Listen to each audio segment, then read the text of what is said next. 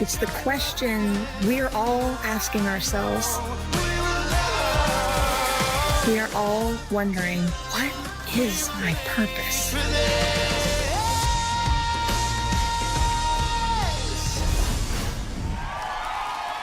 Here is my review for Aweegaway the series. This series was honestly a breath of fresh air because as a Christian, more wholesome stories like this are needed. I loved the Netflix movie that preceded it, so when I heard that Angel was making a sequel in the form of a series, I just had to watch it. The story follows a foster kid named Max, who with his brother and his other foster siblings are invited to spend a week of their summer at Camp Aweegaway. I gotta say, this is a return to what shows on the Disney Channel and Nickelodeon were like back in the day when I was a kid, and shows like these teach kids a good set of values and morals. And Cozy Zulsdorf, who plays Lenny in the show, did an amazing job not just as an actress, but also as a writer-producer, even amidst having a medical diagnosis.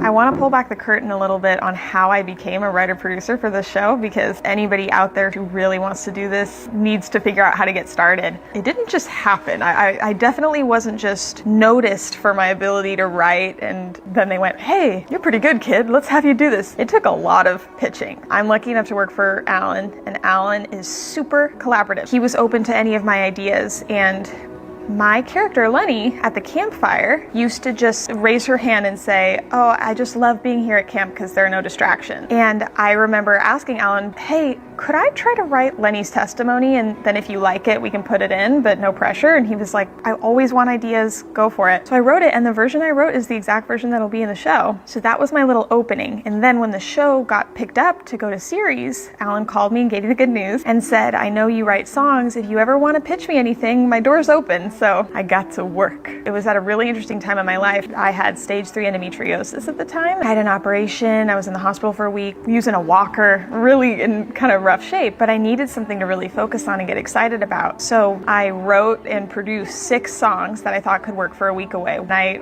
sent them all off to Alan, and that was the reason that he called me and said, "Hey, I get it. You really do want to do this, and I think it's worth having you come in and be a real part of it. If you really want something, just absolutely go for it. Don't give yourself the first no. Tell yourself it's possible."